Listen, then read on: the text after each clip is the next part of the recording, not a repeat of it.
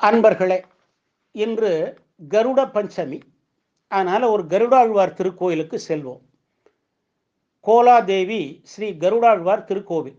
இத்திருக்கோவில் கர்நாடக மாநிலம் பெங்களூரிலிருந்து 100 கிலோமீட்டர் தூரத்தில் கோலாதேவி என்னும் சிறிய ஊரில் அமைந்துள்ளது. ஸ்ரீ ராமானுஜரால் பிரதிஷ்டை செய்ய பெற்ற ஆலயம் இது. கருடாழ்வார் திருமாலின் வாகனமாக விளங்கக்கூடியவர். இவருக்கு பெரிய திருவடி என்ற பெயர் உண்டு. பெருமாளை வணங்குவதற்கு முன் கருடாழ்வாரை முதலில் வணங்கி ஆசி பெற வேண்டும் என்பது நியதி. கருட புராணம் என்னும் நூலும் உள்ளது. வெற்றியின் அடையாளமாக கருடன் சொல்லப்படுவதால் திருமாலின் கொடியிலும் இவரே காட்சி தருகிறார். பொதுவாக பெருமாள் கோவில்களில் பெருமாள் கருவறைக்கு நேர் எதிரே கருடன் சன்னதி அமைந்திருக்கும். கருடனே மூலவராக இருந்து அருள் பாலிக்கும் தலமே கோலாதேவி கருடாழ்வார் திருக்கோவில் ஆகும். இது சர்ப்பதோஷம் உள்ளிட்ட பல தோஷங்களை நிவர்த்தி செய்யும் தலமாக விளங்குகிறது.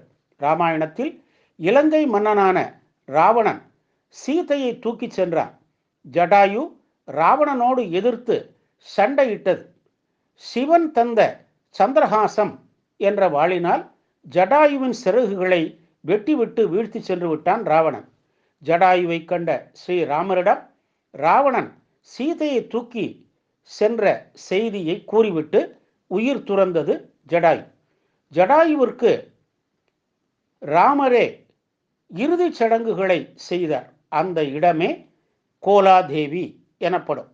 இந்த இடத்தில் பிருகு மகரிஷி கருட விக்கிரகத்தை பிரதிஷ்டை செய்து ஆலயமும் அமைத்தார்.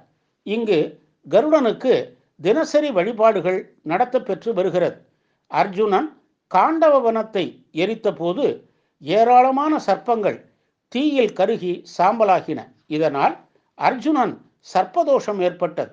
தனது தோஷம் தீர முனிவர்கள் பலரிடமும் அர்ஜுனன் வழி கேட்டான். அவர்களது ஆலோசனையின் வண்ணம் கருடனை வழிபடத் தொடங்கினான் அர்ஜுனன்.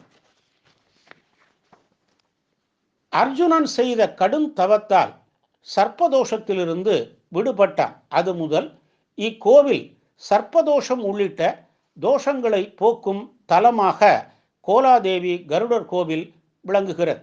கருவறையில் கருடன் 5.5 அடி உயரத்தில் ஒரு காலை மடக்கி மண்டியிட்ட கோலத்தில் தனது வலக்கரத்தில் திருமாலையும் இடக்கரத்தில் மகாலட்சுமியையும் சுமந்த நிலையில் காட்சி தருகிறார். மகாலட்சுமி செல்வத்திற்கு அதிபதி என்பதால் இடது கரத்தை சற்று உயர தூக்கி பிடித்துள்ளார் கருடன். மகாவிஷ்ணுவும் கருடனும் மகாலட்சுமியும் காண்பது போல உள்ளன. மகாலட்சுமி பக்தர்களை நோக்கி காட்சி தருகிறார். 1100 ஆண்டுகள் பழமை வாய்ந்த கோவில் இது. இங்கு 11 பரிவார தேவதைகளின் சன்னதிகள் உள்ளன. கருடன் சன்னதி அருகிலேயே சிறிய திருவடியாகிய ஸ்ரீ அனுமான் சன்னதியும் உள்ளது.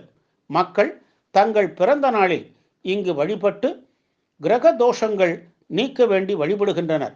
கருட பஞ்சமி இங்கு பெருவிழாவாக கொண்டாடப்படுகிறது.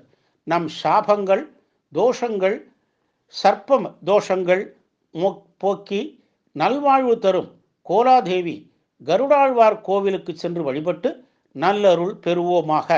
ஓம் தத்புருஷாய வித்மகே ஸ்வர்ணபக்ஷாய தீமகி தன்னோ கருட பிரச்சோதயாத்.